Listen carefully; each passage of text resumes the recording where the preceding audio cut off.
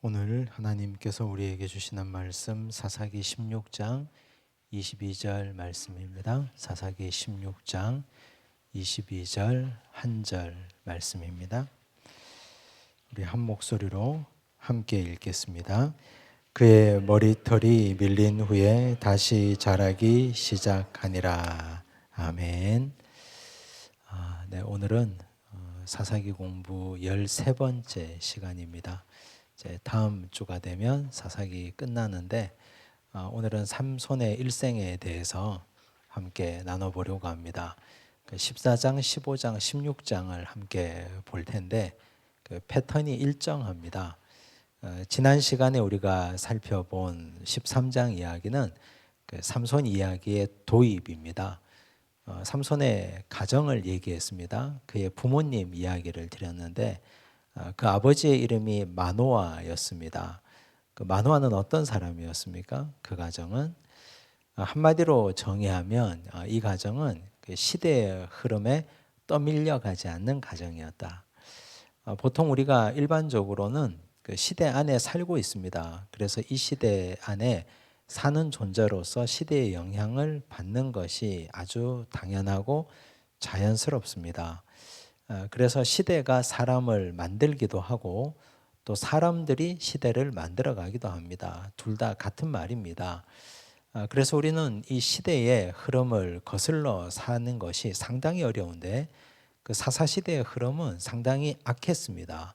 그 사사들이 아들을 30명씩 낳고 70명씩 낳고 이러니까 다산이 축복이었던 시대니까 그런데 한 여인에게서 아들을 그만큼 낳으면 문제가 아니겠지만 항상 아내를 여럿 두고 성경적인 가정을 이루지 않는 그런 문화에서 살고 있었습니다.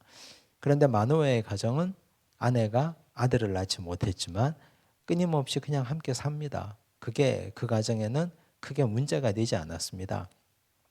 하나님께서는 그 가정을 보시고 복을 주십니다. 가정에 아들을 허락해 주시겠다고 하시고 그러면서 여러 가지 말씀을 하시는데 우리는 5가지 약속을 받습니다. 근데 그 중에 아주 중요한 3가지가 있습니다. 첫째가 포도주와 독주를 금하라. 두 번째가 시체를 가까이 하지 마라. 세 번째가 삭도를 머리에 대지 말라. 그 나실인의 약속입니다. 5가지 중에 아주 중요한 3가지 약속. 그건 제사장들에게 약속했던 것과 똑같습니다. 날 때부터 나실인이 된 아들을 이렇게 평생 동안 기르고 돌보고 키워내라. 이게 부모에게 주신 사명이었습니다. 그 사명을 가지고 부모는 자녀를 기릅니다.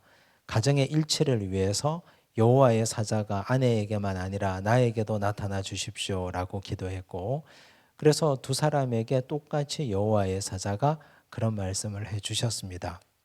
그리고 하나님의 영, 여호와의 영이 삼손에게도 임했습니다. 삼손이 이제 성장했다는 거죠. 근데 하나님의 영이 좀 특별하게 임합니다. 앞선 사람들과는 다르게 여호와의 영이 삼손을 움직이기 시작하였더라 그랬습니다. 여기 움직이다라는 말씀 파암이라는 말을 우리가 살펴봤는데 그 말은 두드리다, 울리다라는 뜻입니다. 그래서 삼손의 마음속에 하나님의 영 성령께서 친히 내주하셔서 계속 감동을 주신다는 뜻입니다. 그의 마음속에 하나님의 영이 계속 임재해 계셨다. 그러므로 삼손이 살아가는 날 동안 그가 사역을 하는 날 동안은 항상 하나님의 영이 그와 함께 하셨다. 계속해서 마음에 찔림을 줬습니다. 그러면 삼손은 그 찔림에 대해서 응답해야 됩니다. 이게 잘못된 길이다. 깨닫게 해주면 그 길에서 돌이켜서 돌아와야 됩니다. 그래서 이제 우리가 오늘 볼 14장, 15장, 16장 이야기는 그 근저에 흐르고 있는 정신은 하나님의 영이 움직이고 있다. 파암하고 있다. 계속해서 그의 마음을 두드리고 있다. 이걸 우리가 전제로 하고 이 말씀을 읽어야 됩니다. 그러면 삼손이 얼마나 하나님의 영, 성령의 음성에 순종하지 않은 인생을 살았는지가 더 명확하게 부각됩니다. 자, 14장 1절을 한번 보십시오. 자, 삼손이 딥나에 내려가서 그랬습니다. 삼손은 지금 성인이 됐습니다. 그는 사사입니다. 이스라엘의 사사입니다. 그런데 이 이스라엘이 지금 블레셋의 압제를 받고 있습니다. 몇 년 동안요? 40년. 40년째 블레셋의 압제를 받고 있습니다. 그런데 이 딥나라는 지역은 블레셋 지경입니다. 자, 사사 삼손이 성인이 되었고 블레셋 지경인 딥나로 내려갔다. 일반적으로 생각하면, 상식적으로 생각하면 왜 내려갔습니까? 이 사람이 보통이고 이 사람이 정상이었다면 그가 블레셋 지경 딥나로 내려갔다는 건 하나님의 명령이 있었거나 감동이 있었거나 마음속에 성령의 인도가 있어서 그곳에 내려가서 블레셋 사람과 싸우거나 단판을 짓거나 아니면 그곳에서 고난당하고 있는 이스라엘 백성을 구원하기 위해서 내려간 거잖아요. 그게 사사들이 당연히 해야 될 책임 아닙니까 지금? 자, 근데 딥나에 왜 내려갔느냐? 거기서 블레셋 사람의 딸들 중에서 한 여자를 보고 그랬습니다. 여기 보다라는 말이 중요한데 삼손의 일생 전체를 관통하는 말입니다. 오늘 우리 내용의 제목이 삼손의 인생인데 그의 인생을 관통하는 한 단어를 얘기하려면 보다라는 말입니다. 근데 누구를 봤냐? 무엇을 보느냐가 중요하죠. 삼손은 항상 여인을 봤습니다. 이게 이 삼손의 인생의 문제입니다. 그의 인생의 큰 멍해였고 그의 인생의 죄 문제였습니다. 자, 그가 사사였는데 딥나에 내려간 목적이 여인을 보기 위해서 내려갔습니다. 이스라엘을 구원하러 간 것도 아니요, 하나님 명령에 순종하러 내려간 것도 아니요, 무슨 특별한 사명을 가지고 간 것도 아니요, 블레셋 여인을 보러 내려갔습니다. 그래서 한 여자를 봤습니다. 자기 눈에 좋은 여인을 봤습니다. 2절 보니까 올라와서 자기 부모에게 말하여 이르되 내가 딥나에서 블레셋 사람의 딸들 중에서 한 여자를 보았사오니 이제 그를 맞이하여 내 아내로 삼게 하소서 하며. 이게 사사가 할 소리입니까? 이 사람이 그냥 일반인이라 하더라도 정상이라면, 이스라엘이 정상적인 공동체라면 회초리 맞을 짓인데, 아버지에게 호적 파일 소리인데, 그런데 이 사람은 사사입니다. 그런데 사사가 아버지에게 이런 얘기를 합니다. 결혼시켜 달라고. 그런데 블레셋 중에 한 여자를 봤다고 얘기합니다. 부모님이, 마노아가 가만히 있겠습니까? 3절 그의 부모가 그에게 이르되 내 형제들의 딸들 중에나 내 백성 중에 어찌 여자가 없어서 내가 할례 받지 아니한 블레셋 사람에게 가서 아내를 맞으려 하느냐 하니. 당연하죠. 부모가 이렇게 말하겠죠. 이렇게 말하니까 삼손이 이런 얘기를 합니다. 그의 아버지에게 이르되 내가라는 말 중요하죠. 내가 그 여자를 좋아하오니 나를 위하여 그 여자를 데려오소서 하니라. 또 나를 위하여라는 말. 여러분, 이게 로맨스입니까? 이 삼손이 이 시대를 관통하는 낭만적인 로맨티스트입니까? 그게 아니라 지금 우리는 여기서 사명과 자기의 사이에 삼손이 무엇을 선택하는지를 보고 있는 겁니다.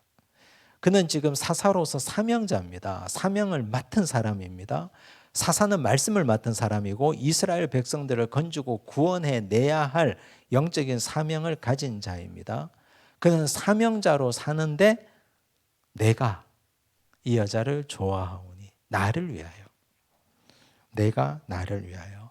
사람들은 항상 일평생 이 관계 가운데 갈등합니다. 자기 애가 있습니다. 없을 수 없잖아요. 항상 자기중심적인 자기 애가 우리 속에 내재되어 있습니다. 크건 작건. 근데 믿음이 어릴 때는 자기 애를 중심으로 움직입니다. 내가 원하니까, 내가 필요로 하니까. 신앙생활도 그렇게 시작합니다. 여러 가지 이유로 신앙생활을 시작하는데 그건 자기가 필요에 의해서 교회를 다니고 필요에 의해서 사람을 만나고 필요에 의해서 기타 등등을 합니다. 그런데 영적으로 성장하고 신앙이 자란다는 건 자기 애가 사명에 의해서 점점 낮아지고 사라지고 없어져 간다는 뜻입니다. 하나님 앞에서 사명이 더 부각되고 자기에는 그 안에서 점점 힘을 잃어야 신앙 성장이 제대로 된다는 뜻입니다. 그런데 이 사람은 사사입니다, 지금. 그런데 사명과 자기애 사이에서 부등호가 자기애로 강하게 펼쳐져 있습니다. 사명감은 1절 없습니다. 하나도 없습니다.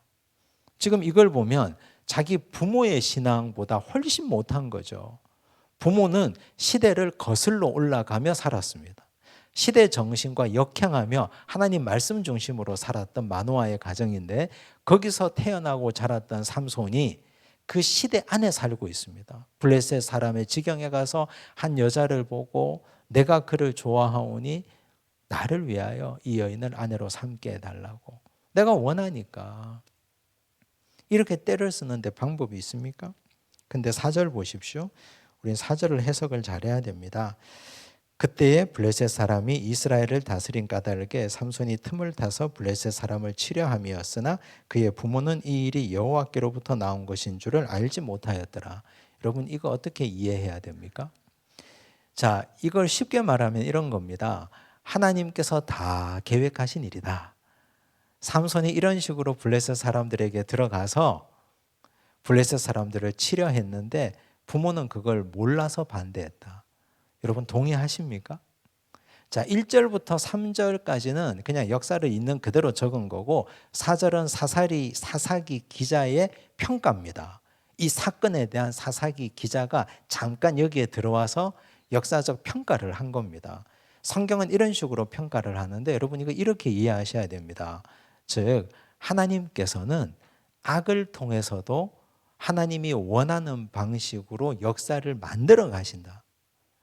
인간의 실패와 인간의 실수와 인간의 죄악을 통해서도 하나님은 그걸 하나님께서 원하시는 하나님의 방식대로 만들어 가시고 이끌어 가시는 분이시다. 여러분 그렇게 이해하셔야 됩니다. 이 고백을 이전에 한 사람이 있습니다. 지금 사사시대보다 훨씬 이전에 요셉이 했죠. 창세기 50장 20절 말씀을 보시면 요셉의 고백입니다. 당신들은 나를 해하려 하였으나 하나님은 그것을 선으로 바꾸사 오늘과 같이 많은 백성의 생명을 구원하게 하시려 하셨나니. 요셉의 형제들이 자기들이 요셉을 팔았으니까 두려워서 벌벌 떠니까 요셉이 이 말을 한 거잖아요. 당신들이 나를 해하려 했지만 그 죄는 없어지지 않는다. 그건 명확한 사실이다. 그건 누가 뭐라고 해도 당신들의 죄는 죄다. 그러나 하나님이 그것을 선으로 바꾸셨다. 만약에 형제들 중에 야 지금 네가 총리가 된 건 우리가 너 팔아서 그런 것 아니냐. 그러니 너 나한테 한턱 내. 이렇게 말하면 귀싸대기를 맞아야 되는 건 아닙니까? 정상입니까? 그렇게 말하는 사람들은 하나님의 섭리와 역사를 모르는 사람들인 거죠. 죄를 짓고 하나님이 그 사람이 나쁜 짓을 하고 악 가운데 살아가도 하나님은 당신의 백성들의 구원 역사를 위해서 그 악까지도 선으로 바꾸셔서 하나님 역사를 끌고 가시는 분이라는 뜻입니다. 그걸 요셉이 알고 이전에 창세기에서 고백해 놓았습니다. 지금 그런 얘기예요. 그러니까 그가 사사로 섰는데 정상이라면 그가 사사로서 하나님의 말씀에 순종해서 블레셋을 누르고 이기면 얼마나 좋았겠습니까? 그게 가장 베스트한 거죠. 근데 하나님은 이스라엘 백성들을 건지고 구원하기 위한 것이 하나님의 목적이라는 말입니다. 사사가 비록 타락해도 하나님은 그 불쌍한 백성들을 위해서 그의 악과 그의 죄를 이용해서라도 블레셋을 이기고 그들을 건져주신다는 뜻입니다. 이건 삼손의 죄가 면책된다는 뜻이 아닙니다. 그래서 우리 인생을 한번 보십시오. 지난날 내 인생을 보면 우리가 잘못한 게 많습니다. 그죠? 우리가 자식 잘못 키운 거 많습니다. 내가 잘못 산 거 많습니다. 그런데 돌아보면 하나님께서 나의 죄악과 실수와 연약함까지도 시간이 지나니까 그걸 다 선으로 바꾸셔서 합력해서 오늘날 우리 가정을 세우시고 오늘날 나를 여기까지 인도하셨다. 그렇다고 내 죄가 사라지는 게 아니잖아요. 그렇다고 내 잘못이 없어지는 게 아니잖아요. 여기서 옳은 분, 여기서 유일하게 찬양받으실 분은 하나님밖에 없습니다. 그렇잖아요. 우리 이 4절은 그렇게 이해하셔야 됩니다. 보십시오. 성경이 분명히 그렇게 해놨습니다. 고린도서 6장 14절을 보니까 너희는 믿지 않는 자와 멍에를 함께 매지 말라. 의와 불법이 어찌 함께하며 빛과 어둠이 어찌 사귀며 라고 이미 말씀하셨습니다. 로마서 1장 28절도 그랬습니다. 또한 그들이 마음에 하나님 두기를 싫어한다 그랬습니다. 삼손이 그랬습니다. 근데 지금 삼손이 어떤 상태입니까? 마음속에 성령께서 계속 두드리고 있는 상태예요. 파암하고 있는 상태입니다. 그에게 울림을 주고 있는 상태입니다. 그런데도 불구하고 블레셋 지경에 내려가서 한 여자를 보고 이 여인과 결혼해야 되겠습니다라고 말합니다. 그러면 삼손의 마음은 괴로울까요? 편할까요? 괴롭습니다. 그도 지금 갈등하고 있습니다. 마음속에 성령께서 계속 두드리니까. 그런데 그 갈등과 괴로움을 그냥 무시하고 사는 거예요, 계속. 여러분, 믿음의 백성들이 죄 짓는 게 편합니까? 편하지 않습니다. 죄 지어 보셔서 아시잖아요, 다. 왜 남 얘기하듯이 그렇게 모른 척 하시고. 다 알잖아요, 우리가. 편하게 죄 짓는 믿음의 백성은 아무도 없습니다. 그런데 우리가 왜 죄 짓느냐? 성령께서 내 마음속에 감동 주시는 걸 무시하는 거죠, 그냥. 아, 이거 아닌데? 한번 기도해 봐야 되는데, 아이, 뭐 어떨까 봐. 괜찮아. 남들 다 하니까. 이렇게 그냥 가는 거죠, 그냥. 삼손도 계속 그렇게 흘러 가는 겁니다. 기왕 결혼해야 되는데, 내가 좋아하는 사람과 결혼해야지. 내 눈에 좋은 사람과 결혼해야지. 그 사람이 블레셋 사람이건 뭐건.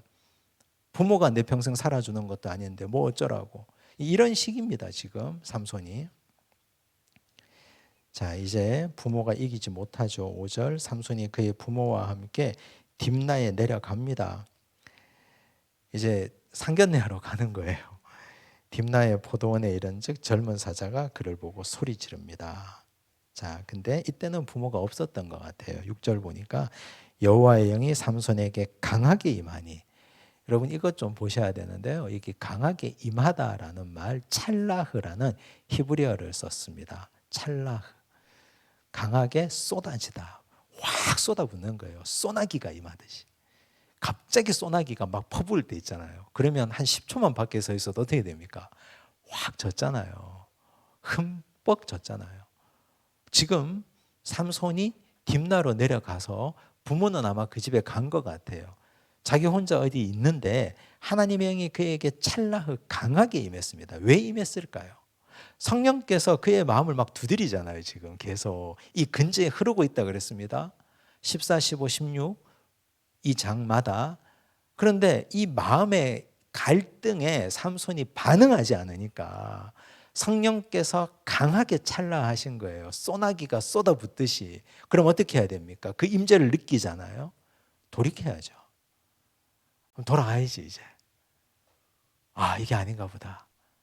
마음에 막 갈등을 주는데도 계속 가니까 성령께서 딱 앞을 막아 세우신 거예요.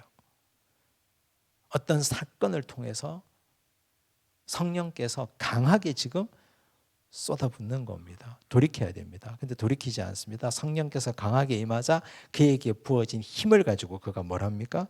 그의 손에 아무것도 없이 그 사자를 염소 새끼를 찢는 것 같이 찢어버립니다.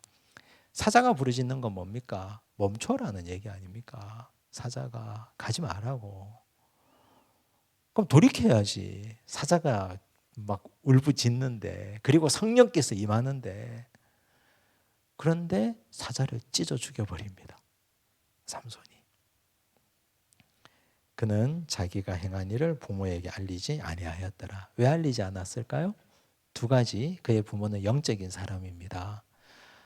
사자가 나타났다. 그러면 부모가 뭐라고 할까요? 하나님이 막으신다 했을 거 아니에요. 사자를 찢어 죽였다고 하면 부모가 뭐라고 할까요? 나실인의 서약을 어긴 겁니다. 시체를 만지면 안 되잖아요. 그게 사람이건 짐승이건. 지금 나실인의 서약 1번 깹니다. 지금 세 가지 중요한 거 얘기했습니다. 포도주나 독주 먹지 말라, 시체 가까이 하지 말라, 삭도되지 말라. 지금 시체부터 가까이 했습니다. 그래서 얘기하지 않은 거죠. 성령께서 강하게 찰나흐에서 막았는데 갑니다. 이제 어떻게 되느냐.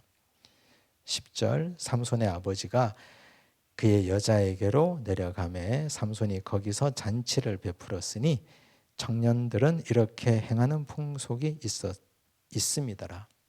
잔치를 베풀었습니다. 처갓집에 내려가서 이제 그 집에 가서 이제 결혼한 거죠. 뭐 이제 결혼하고 잔치를 베풀었는데 이게 블레셋 사람 동네 가서 잔치를 했습니다. 그럼 여기 빠질 수 없는 게 뭡니까?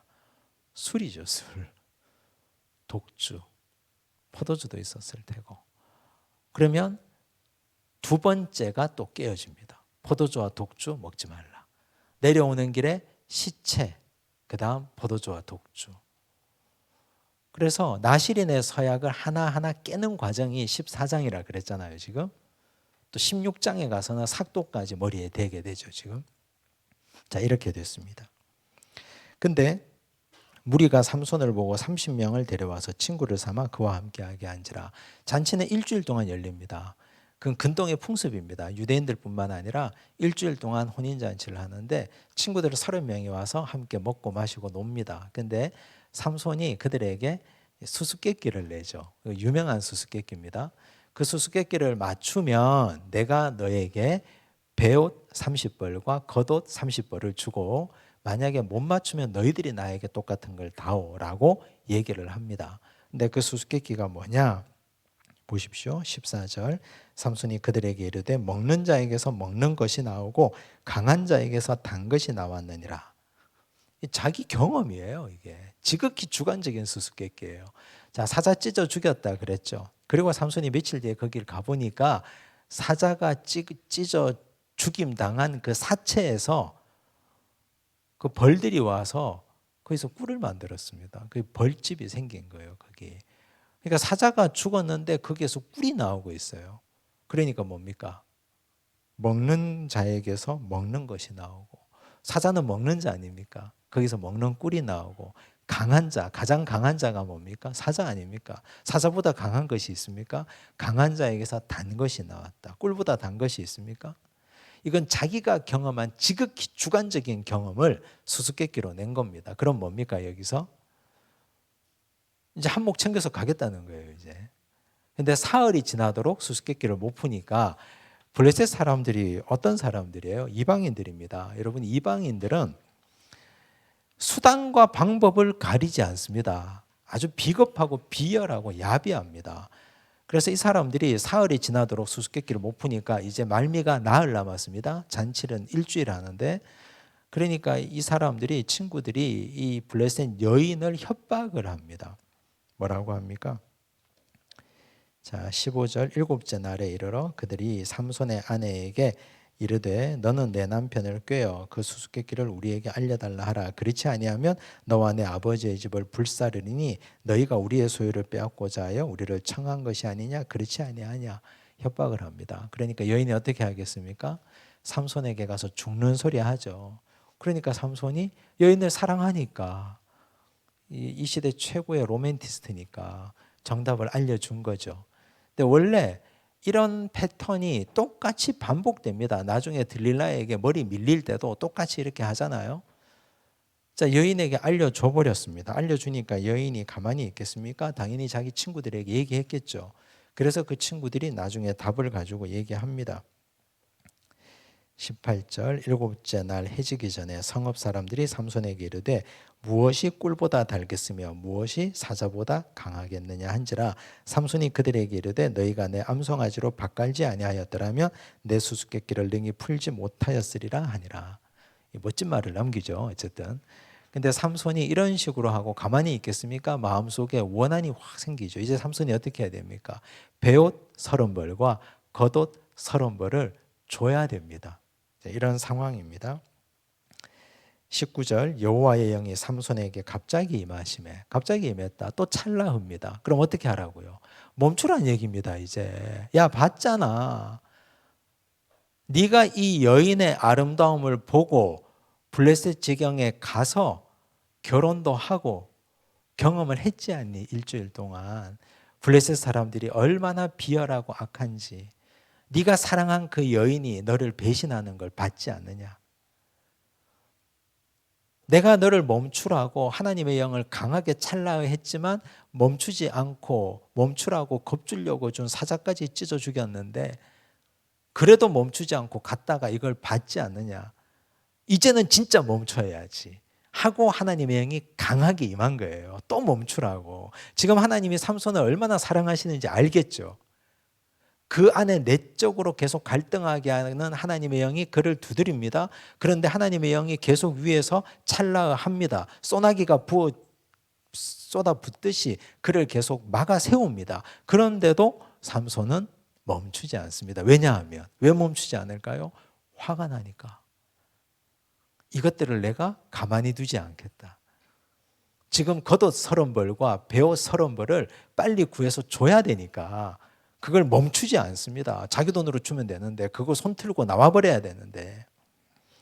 삼손이 아스글론에 내려갑니다. 아스글론도 블레셋 도시입니다. 그곳 사람 30명을 죽입니다. 노력하여 수수께끼 품자들에게 옷을 주고 심히 노하여 그의 아버지 집으로 올라와 버렸습니다. 분노가 명분 없는 살인을 만들었습니다. 블레셋과 지금 전쟁 중입니다. 그죠? 블레셋과 대치 중입니다. 블레셋이 이스라엘을 압제합니다. 근데 블레셋과 전쟁할 때도 명분이 있어야 되고 이유가 있어야 되고 하나님의 명령과 말씀이 있어야 됩니다. 그런데 명분도 없습니다. 말씀도 없습니다. 이유도 없습니다. 그냥 가서 죽여버립니다. 왜? 자기 분노 때문에 하나님이 막으셨거든요. 성령께서 임해서. 삼손의 아내는 삼손의 친구였던 그의 친구에게 준바되었더라. 그 30명 중에 한 명, 거기 왔던 30명 중에 한 명에게 줘버렸습니다. 그리고 집에 와버렸으니까. 자, 이게 14장 이야기입니다. 여러분 14장 이야기의 시작이 어떻게 됐습니까? 딥나에 내려갔다 그랬습니다. 한 여인을 봤다 그랬습니다. 보는 것부터 시작합니다. 보는 것부터. 보는 것이 대단히 무서운 겁니다. 삼손의 인생을 관통하는 키워드가 보는 겁니다. 무엇을 봤냐? 여인을 봤죠. 그는 사사입니다. 사사가 봐야 될 게 뭡니까? 사사는 재판하는 사람이에요. 사사는 말씀을 전하는 사람이에요. 사사는 백성들을 영적으로 인도하는 사람이에요. 그러면 사사는 하나님의 말씀을 봐야 됩니다. 그의 눈은 말씀을 향해 있어야 됩니다. 그의 눈은 백성들을 보고 있어야 됩니다. 지금 고통 중에 절망 중에 애통하고 힘들어하고 블레셋 40년 치하에서 고생하는 백성들을 보고 있어야지. 그는 백성들 보지 않습니다. 말씀 보지 않습니다. 여인을 보고 있습니다. 그 결과가 이렇게까지 간 거예요. 보는 것이 얼마나 무서운지, 보는 것으로 인해서 일어난 욕망이 마음속에 성령의 감동도 무시하고 성령이 쏟아붓는 것도 무시하고 계속 가버립니다. 계속. 우리 지난주일 예배 때 말씀드렸잖아요. 요한일서 2장 16절에 세 가지를 얘기했죠. 육신의 정욕과 안목의 정욕과 이생의 자랑이라 그랬잖아요. 그런데 육신의 정욕과 안목의 정욕은 안목의 정욕이 육신의 정욕에 포함되는 거 아닙니까?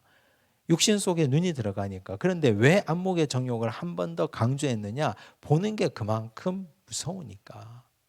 사탄은 예수님을 산 꼭대기에 데리고 가서 천하만국을 보여줬다 그랬습니다. 일단 보여줍니다. 보여주면서 욕망을 끌어오르게 만듭니다. 삼손은 저항 없이 그 보여주는데 당한 겁니다. 그냥 그대로. 그래서 보는 게 얼마나 중요하고 무서운지 모릅니다. 그렇다고 눈 감고 다닐 수 있습니까? 성경 읽고 하나님께서 기뻐하시는 백성들 보고 내 눈이 진짜 봐야 될 것만 봐야 됩니다. 안 그러면 이렇게 됩니다. 우리 교재에 보면 15장 말씀은 빠져 있는데요. 15장은 사건 중심으로 보겠습니다. 15장 1절 한번 보십시오. 자, 이렇게 나와 있습니다. 우리 화면 보시면 얼마 후 밀 거둘 때에 삼손이 염소 새끼를 가지고 그의 아내에게로 찾아갑니다. 사고 쳤잖아요. 그리고 집에 돌아와 버렸잖아요. 근데 다시 생각난 거죠. 이 여인이 찾아갑니다. 염소 새끼 한 마리 들고 처갓집에 가는데 염소 새끼 들고 이제 화해하려고. 아유, 좀 빈약하죠, 그죠? 그 큰 사고 친 걸로 보면. 다시 보여주세요. 내가 방에 들어가 내 아내를 보고자 하노라. 15장 1절 시작도 어떻게 시작합니까?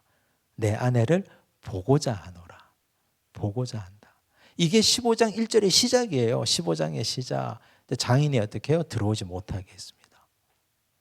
14장의 시작이 한 여자를 보고 그랬고요. 15장의 시작도 내 아내를 보고자 하노라 그랬어요. 그러면 15장의 끝이 어떻게 될까요? 안 봐도 뻔하지 뭐. 파국이죠. 또 내려간 거예요. 근데 장인이 왜 못 들어오게 했을까요? 이미 이 여인을 친구에게 줘버렸으니까. 그래서 장인이 막 화들짝 놀라가지고 안 된다, 못 들어온다 말린 거죠. 그리고 이 동생이 더 이쁘니까 동생을 줄게 하니까 삼손이 가만히 있겠습니까? 분노가 또 치밀어 올라가지고 갑자기 들판으로 가서 여우 300마리를 잡습니다. 여우 300마리를 잘 아시죠? 그 사건. 여우 300마리를 잡아서 150세트를 만듭니다. 어떻게 만드냐? 꼬리를 묶습니다. 2마리씩. 그러면 150세트가 나오잖아요. 그리고 여우 꼬리 사이에 횃불을 꽂아버립니다. 불을 붙인 횃불을. 그럼 여우가 어떻게 될까요? 펄쩍펄쩍 뛰죠. 불이 막 자기 털에 옮겨 붙으니까. 그래서 150세트를 블레셋 사람의 들판에다가 풀어버립니다. 밀거둘 때라 그랬습니다. 추수할 때입니다. 곡식 거두는 들판에다가 다 풀어버립니다. 포도밭에, 감람나무 밭에 다 풀어버립니다. 어떻게 됐겠습니까? 쑥대밭이 됐겠죠. 다. 너무너무 화가 나니까 여우 300마리 잡아다가 150세트 선물을 블레셋에 뿌리고 가버렸습니다. 삼손이. 블레셋 사람들이 어떻게 할까요? 삼손을 잡아주길 힘은 없고, 그래서 이 집 이 원인을 제공한 이 집 여인과 그 아버지를 불에 태워 죽입니다. 그러면 삼손은 어떻게 할까요? 그래? 그럼 내가 또 복수하지. 그래서 또 복수합니다. 복수가 또 다른 복수를, 복수가 또 다른 복수를 낳으니까 블레셋 사람들이 이제는 어떻게 할까요? 전쟁을 선포합니다. 이스라엘에다가. 군대가 결집합니다.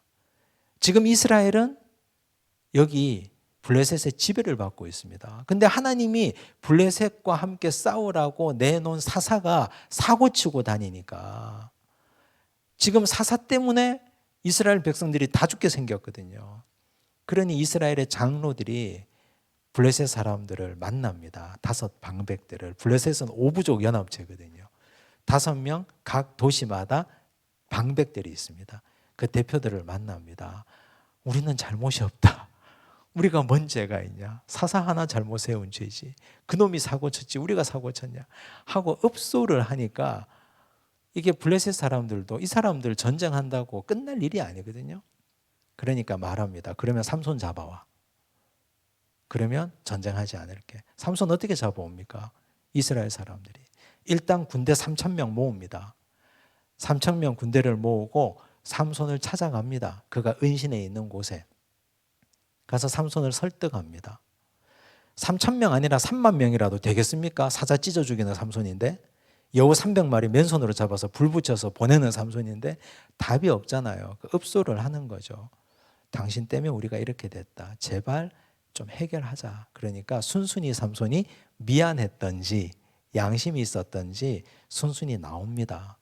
그리고 밧줄에 매입니다. 그냥 그거 하나 툭 끌어버리면 끝나는 거지만 밧줄에 묶입니다. 그리고 갑니다. 여러분 우리가 이거 보면 삼손이 이스라엘의 사사잖아요. 사사가 백성들을 걱정해야 됩니다. 사사가 백성들을 위해서 지금 현실 문제를 해결해 줘야 되는 사람 아닙니까? 그러라고 하나님이 그를 세워놓았는데, 그렇게 하라고 하나님이 그를 그 자리에 앉혀놓았는데, 그런데 사사가 백성들에게는 걱정거리가 됩니다. 염려거리가 됩니다. 저 사람이 사고 칠까 봐 안절부절 못하는 거예요. 그 사람 때문에 내가 잠을 못 자는 거예요. 이 백성들이. 여러분 이런 일이 지금은 없습니까? 가정에 우리 아이들 기도 제목 받아보면요.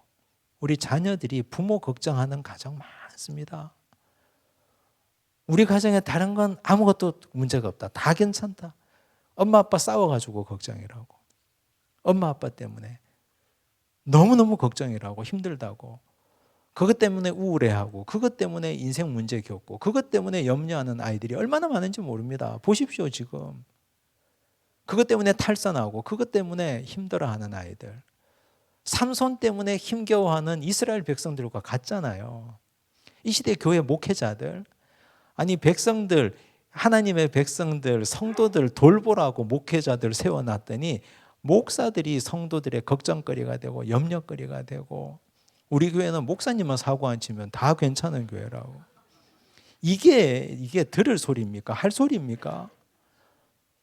목사님 그냥 좀 가만히 계시면 좋겠는데, 제발 좀 저 입 조심하면 좋겠는데. 그게 현실이에요. 지금 이 현실이 사사시대는 아닙니까? 우리가 부모라면, 우리가 목회자라면, 우리가 중직이고 하나님께서 세우신 하나님의 일터와 그 자리에서 세움받은 사람이라면 우린 적어도 나보다 어린 사람들, 내가 돌봐야 될 사람들에게 염려거리는 되면 안 됩니다. 걸림돌이 되면 안 됩니다. 적어도 그런 마음을 갖고 살아야지. 그게 정상이지. 부모가 사고쳐서 자녀들에게 짐덩어리가 되고, 중직들과 목회자들이 사고쳐서 교회의 짐이 되고, 우리나라는 정치인만 괜찮으면 정말 인류나라 아닙니까? 그들이 문제 일으키고 그들이 사고쳐서 이 나라 백성들이 염려하고 걱정하고 우리가 하나님 앞에 기도하고,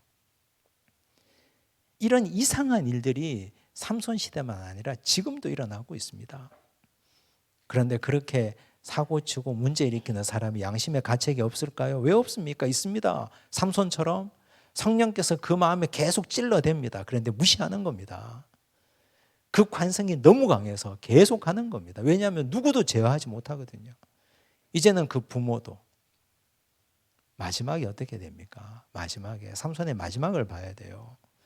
하나님이 그를 막아 세우시면 어떤 일이 벌어지는지를 봐야 돼요. 자, 그렇게 되니까 이제 삼손이 묶이죠. 묶이는데 그게 묶인 게 아닙니다.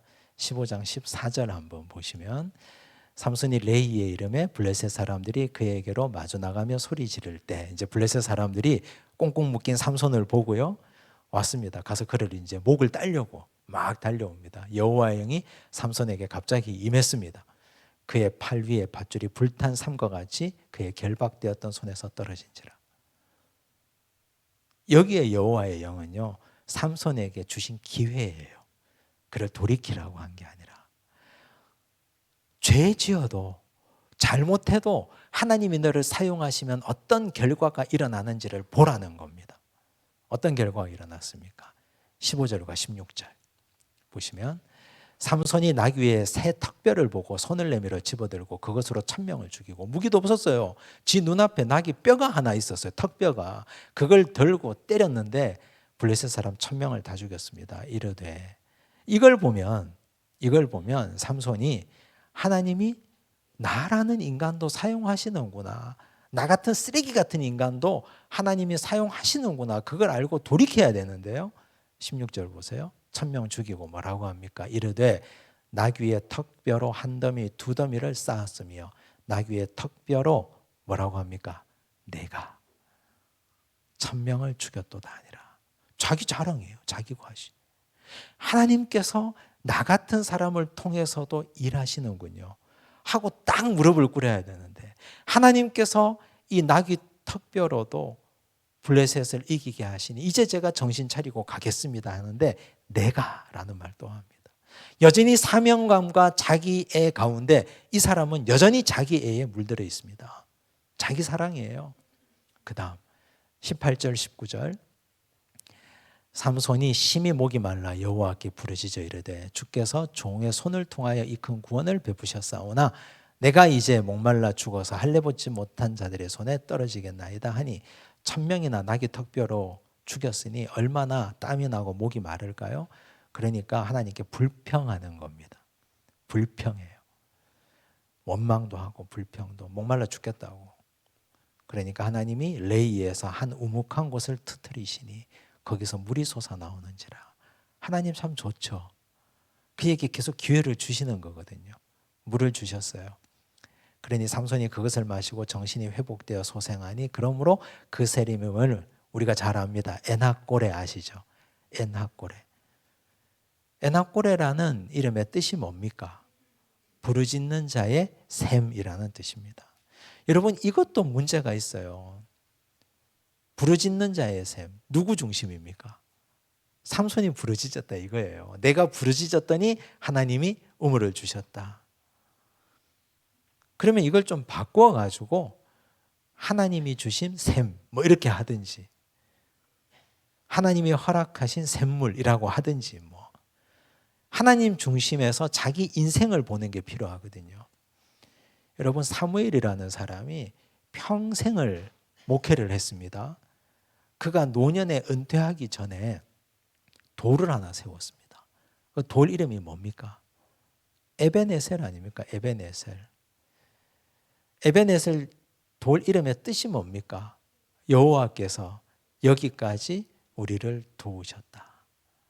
내가 여기까지 사역을 잘했다가 아니라 여호와께서 여기까지 우리를 도우셨다. 그게 평생 하나님 앞에서 사역한 사람의 자기 고백이에요. 평생 동안 사무엘은 자기 영광을 구한 적이 단 한 번도 없습니다. 평생을 하나님께서 기뻐하시는 일을 한 사람의 마지막 결론이 에벤에셀, 여호와께서 여기까지 우리를 도우셨다. 도움의 돌. 근데 이 사람 엔하꼬레, 부르짖는 자의 샘. 내가 부르짖었더니 하나님께서 여기서 샘을 주셨다. 끝까지 자기중심적이에요. 여러분, 14장의 시작도 보다로 시작했고요. 15장의 시작도 보다로 시작했습니다. 그 결론이 엉망진창이었습니다. 그가 봐야 될 건 하나님의 말씀이었고 백성들이었는데 그는 여자를 봤습니다. 백성들 보지 않습니다. 성경 보지 않습니다. 결과가 이렇게 됩니다. 16장은 어떻게 될까요? 1절. 삼손이 가사에 가서 거기서 한 기생을 또 보네요. 지겨운 인간이에요.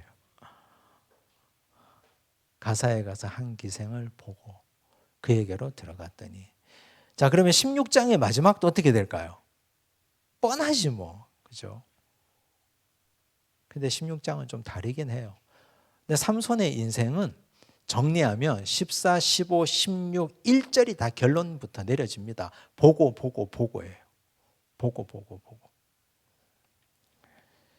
가사 사람들에게 삼손이 왔다고 알려짐에 그들이 곧 그를 애워싸고 밤새도록 성문에 매복하고 밤새도록 조용히 하며 이르기를 새벽이 되거든 그를 죽이리라 하였더라. 이제 그를 암살할 계획을 세운 거죠. 삼손이 밤중까지 누워 있었습니다. 그 밤중에 일어나 성문짝들과 두 문설주와 문빗장을 빼어가지고 그것을 모두 어깨에 메고 헤브론 앞산 꼭대기로 가니라. 가사에서 헤브론 앞산 꼭대기까지 대충 감이 안 오시죠? 그죠? 근데 60km 정도 됩니다. 거리가. 그리고 산 꼭대기라 그랬습니다. 헤브론 산 꼭대기가 해발 900m 고지입니다. 그러면 60km 달려서 산 꼭대기까지 900m를 올라간 거예요. 그가 맨몸으로 갔습니까? 아니, 우리는 이해가 안 됩니다. 도망을 가려면 혼자 맨몸으로 도망가야지. 이거 왜 들고 갑니까?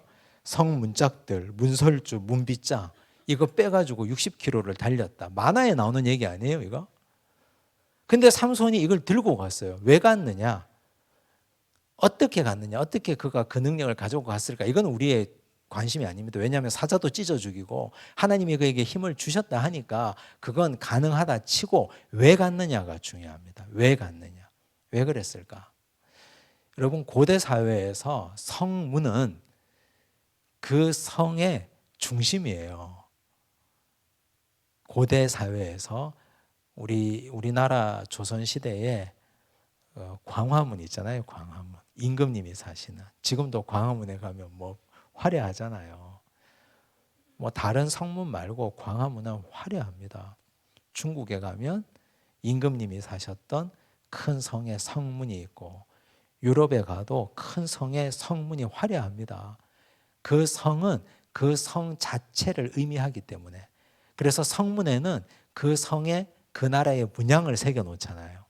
그리고 성문 지키는 사람들이 다 구석구석에 다 있습니다. 그런데 그 성문짝들을 떼버렸습니다. 그건 굴욕 주는 겁니다. 성을 무방비 상태로 만든 거예요. 문설주도 들고 갔습니다. 문 빗장도 다 빼가지고 갔습니다. 성문을 잠그는 가로 지르는 문 빗장도 빼가지고 가고 다 들고 가버렸습니다. 이거는 그 성을 조롱하는 겁니다. 너희가 나 하나를 막지 못한다. 블레셋을 조롱하고 모욕을 주는 겁니다. 이게 삼손의 패턴이에요. 삼손이 지금까지 한 거 보십시오. 수수께끼 냈죠. 수수께끼 내서 결론은 어떻게 하려고? 그 사람들을 욕보려고 하는 거예요. 가지고 노는 거죠. 그리고 여우 300마리 잡아서 150세트 만들어서 푼 거? 그것도 그냥 가서 그 원수들만 죽이면 되는데 그게 아니라 여우를 가지고 쑥대밭 만든 거, 사람들의 분노를 자아내는 겁니다. 삼손은 이런 식으로 사람들을 모욕하고 조롱하고 그 공동체를 화나게 만드는 놀라운 능력이 있습니다.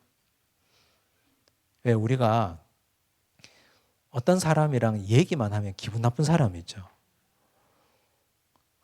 저 사람 표정만 봐도 기분 나쁘고, 말하는 게 항상 누군가를 비웃고 실실 웃고 뭔가 꼬투리 잡고 같이 한 10분만 있어도 10시간 동안 조롱당한 것 같은 기분 나쁜 사람들 있잖아요. 그 삼손 같은 사람이라고 생각하시면 돼요.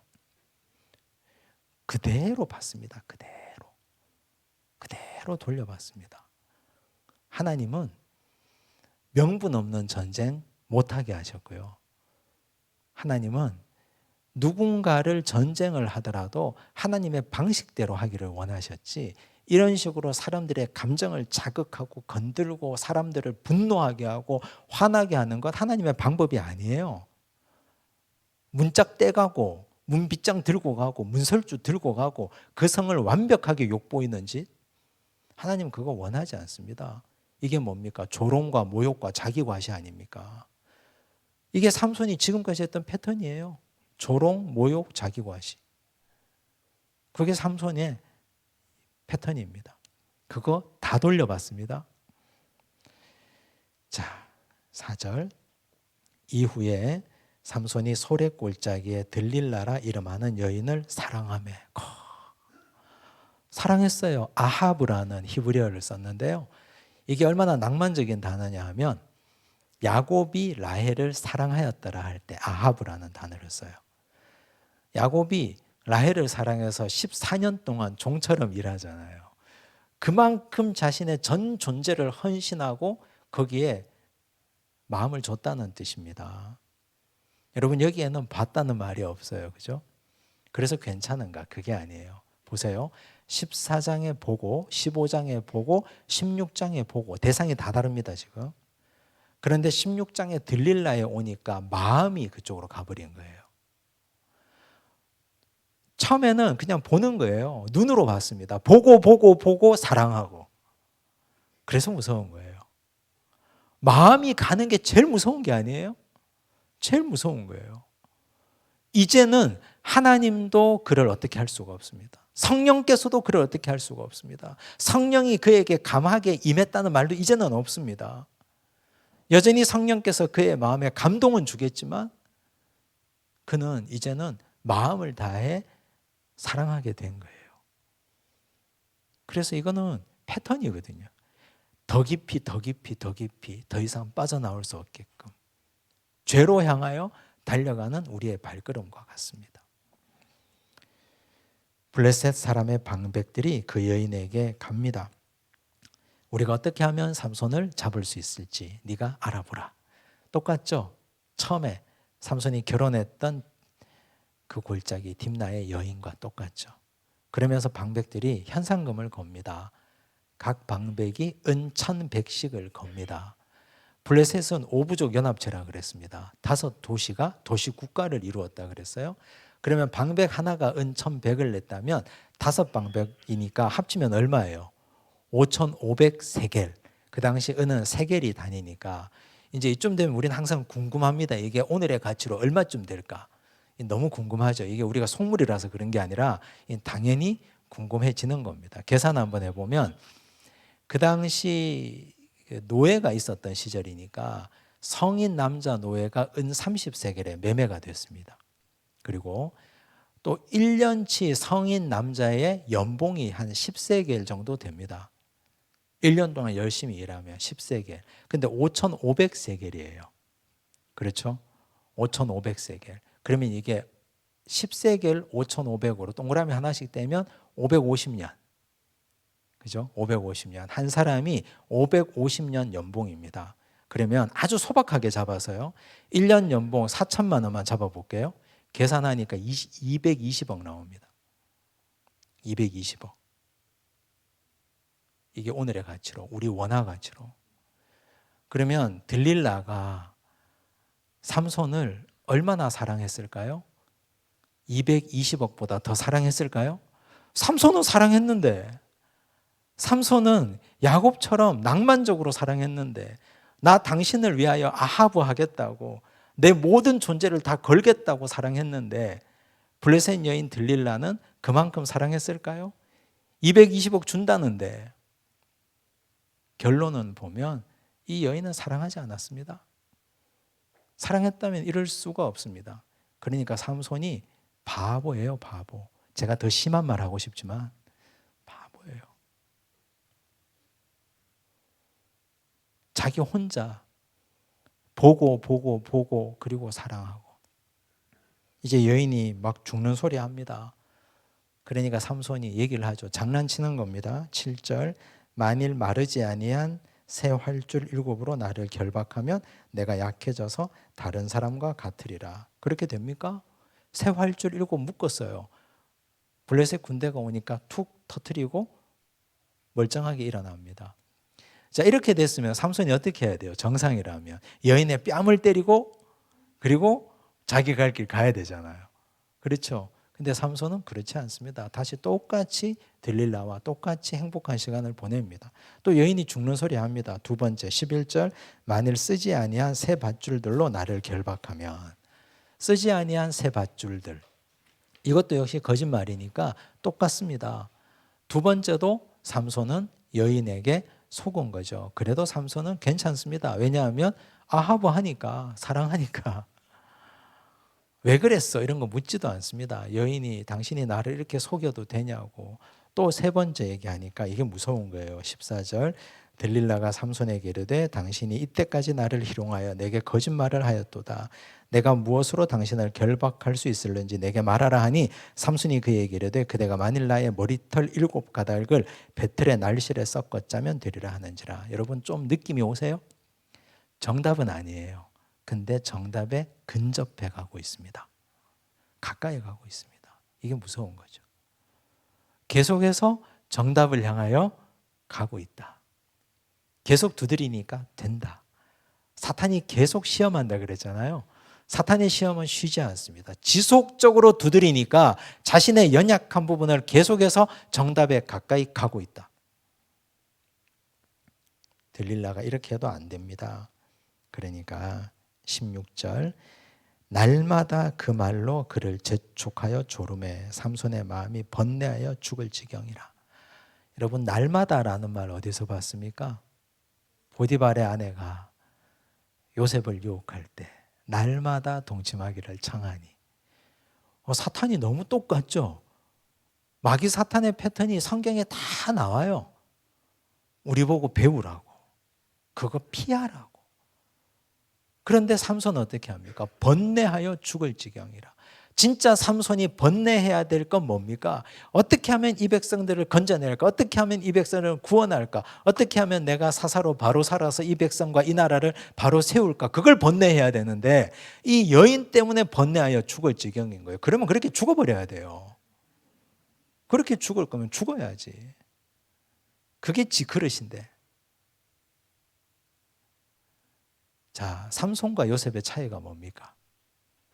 요셉은 도망갔어요. 그냥 겉옷 벗어두고 내가 나를 아니까. 근데 삼손은 그 자리에 그대로 머물러 있습니다. 어떤 자신감이었을까요? 머리까지건 밀려도 상관없다. 나는 힘이 있다.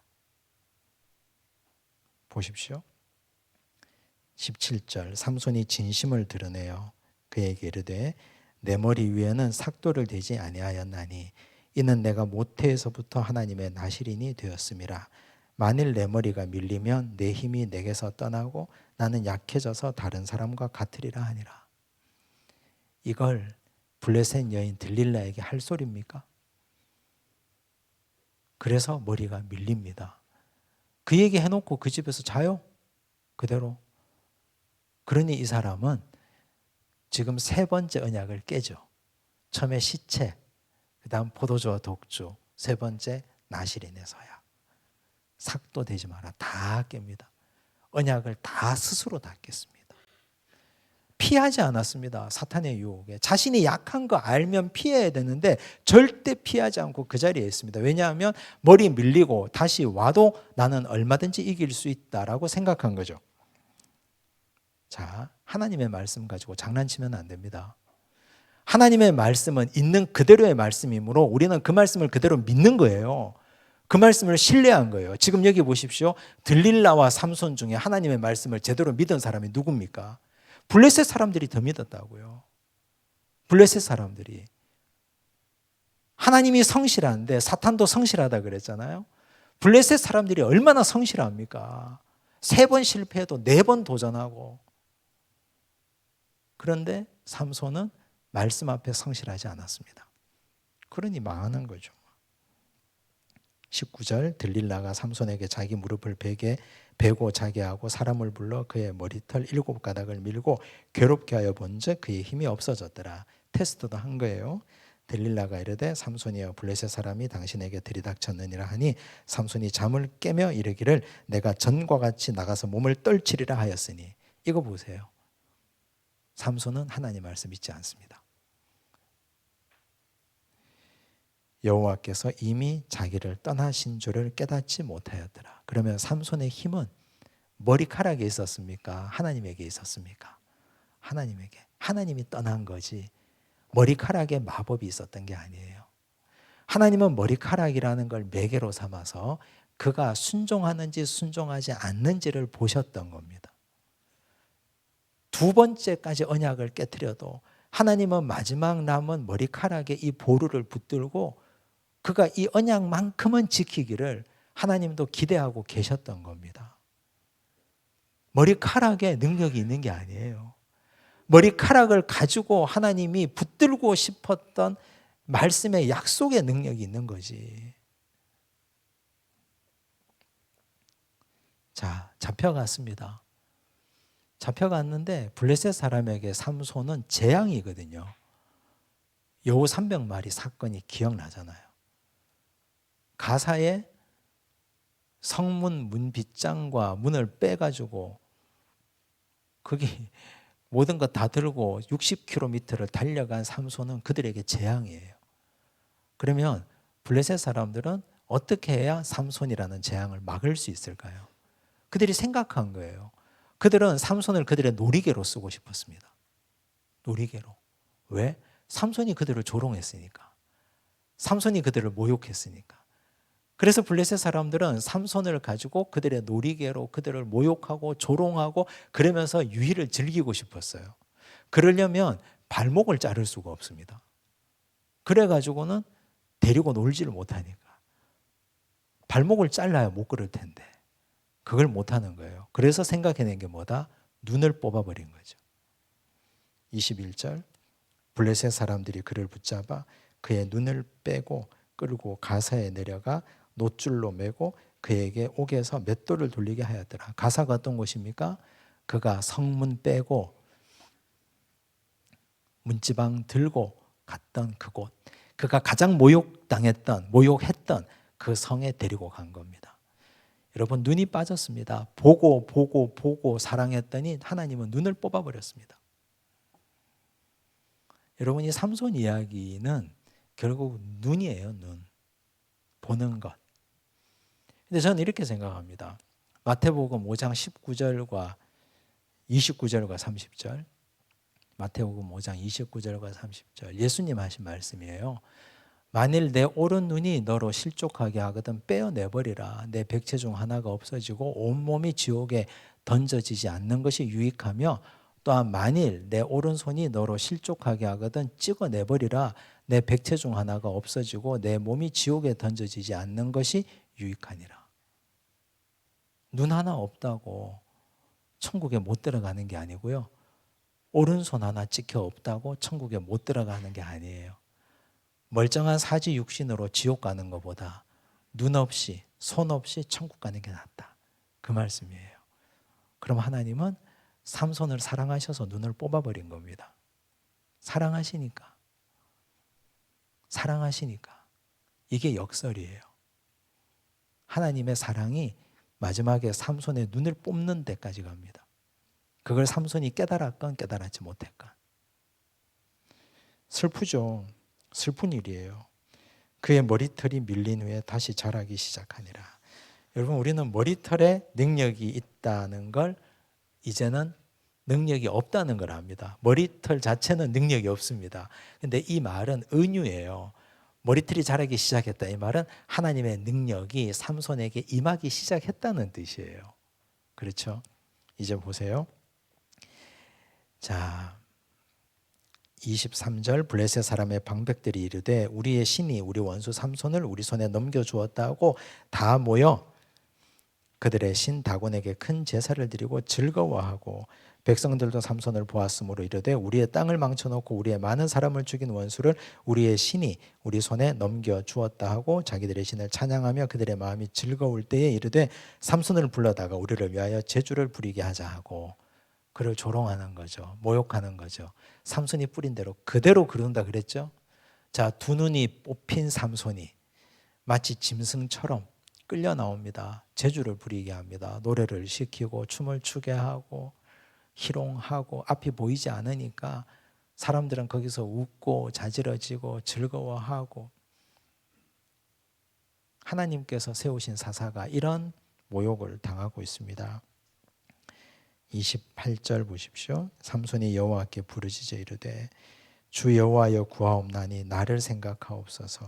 하나님이여 구하옵나니 이번만 나를 강하게 하사 나의 두 눈을 뺀 블레셋 사람에게 원수를 단번에 갖게 하옵소서 하고 마지막 기도죠. 삼손이 집을 버틴 두 기둥 가운데 하나는 왼손으로 하나는 오른손으로 껴 의지하고 삼손이 이르되 블레셋 사람과 함께 죽기를 원하노라 하고 힘을 다하여 몸을 굽힘에 그 집이 곧 무너져 그 안에 있는 모든 방백들과 온 백성에게 덮이니 삼손이 죽을 때에 죽인 자가 살았을 때에 죽인 자보다 더욱 많았더라 그랬습니다. 3,000명이 모였거든요. 여기에 3,000명이 다 죽었죠. 여러분, 이게 비극으로 끝나는데 삼손은 끝까지 얘기합니다. 내 두 눈을 뽑은 블레셋 사람들을 원수를 갚게 해달라고. 자기 원수 갚고 끝냈습니다. 자, 삼손이라는 사람은 우리가 교훈을 보면 지금까지 많은 얘기했고 삼손은 하나님이 준비한 큰 그릇이었어요. 자기 아버지 때부터 시작해서 성령께서 그를 움직이셨고 성령이 그를 두드렸고 성령이 그를 울렸습니다. 마음속에 잘못된 길로 갈 때 성령이 찰나흐 비같이 쏟아져서 그를 멈추기도 하셨습니다. 그러면 그는 그릇이 크게 준비되어 있는 사람이에요. 그러면 그 준비된 걸 마음껏 누리고 뛰어다니려면 성령의 음성에 순종만 하면 됐습니다. 그만큼 하기만 하면 됐습니다. 그런데 그걸 안 한 거예요. 그걸 결국은 못한 거예요. 그러니까 그는 자기 원수 갚는 것으로 끝납니다. 많은 것이 준비되었지만 그 많은 것을 누리지 못하고 요만큼으로 끝내버린 사람이 삼손이었어요. 똑같은 사람 한 사람 더 있죠. 솔로몬. 아버지가 다윗입니다. 많은 걸 하나님이 준비해 주셨습니다. 그런데 그는 우상 숭배로 마지막을 그렇게 보내고 맙니다. 다윗 많은 게 준비되지 않았습니다. 아무것도 없는 사람이었습니다. 그런데 그는 자기 사명에 충실했고 하나님 마음에 합한 사람이었고 그래서 큰 일을 이루어 갑니다. 여러분, 우리가 삼손을 통해서 잘 보십시오. 지금 내가 가지고 있는 것이 이만큼 많아도 요거밖에 못하는 사람이 있고 요거밖에 없어도 엄청나게 많은 일을 하는 사람들이 있습니다. 운명은 결정된 게 아닙니다. 태어날 때부터 우리가 하나님 앞에서 순종하고 만들어가는 겁니다. 삼손 이야기는 슬프게 끝나지만 우리 인생은 슬프게 끝나면 안 됩니다. 잘 기억하십시오. 기도하겠습니다. 은혜가 풍성하신 아버지 하나님 감사합니다. 삼손을 통해서 우리의 삶을 봅니다. 삼손은 여자를 보았습니다. 보고 보다가 사랑했고 그는 사명을 팽개치고 잃어버렸습니다. 주여, 오늘 우리는 무엇을 봅니까? 내 눈이 보는 것이 하나님의 말씀이 되게 하시고 내 눈이 보는 것이 사명이 되게 하시며 내 발이 가는 곳이 하나님께서 기뻐하시는 곳이 되게 하여 주옵소서. 주여, 오늘 우리가 무엇을 중심으로 살고 있습니까? 사명자입니까? 자기중심적입니까? 삼손처럼 자기중심적으로 살지 않도록 도우시고 하나님께서 기뻐하시는 삶을 살게 하여 주옵소서. 백성들의 염려와 걱정거리가 되었던 삼손처럼 우리도 자녀들에게 염려가 되고 걱정거리가 되고 아직까지 믿음이 연약한 자들의 손에 입에 오르내리는 염려되는 사람이 되고 있습니까? 주여, 우리를 고쳐 주옵소서. 적어도 자녀들에게는, 우리 믿음의 후배들에게는 존경받는 사람 되도록 도우시고 손가락질 받지 않도록 도우시고 걱정과 근심과 염려의 대상이 되지 않게 하여 주시옵소서. 주여, 많이 준비되었으나 자기 원수만 갚았던 어리석은 삼손처럼 살지 않도록 도우시고 비록 우리가 지금 가진 것이 없어도 하나님 앞에 많이 쓰임받는 하나님의 자녀, 훌륭한 다윗 같은 존재가 되게 하여 주옵소서. 모든 말씀 예수님 이름으로 기도드리옵나이다. 아멘.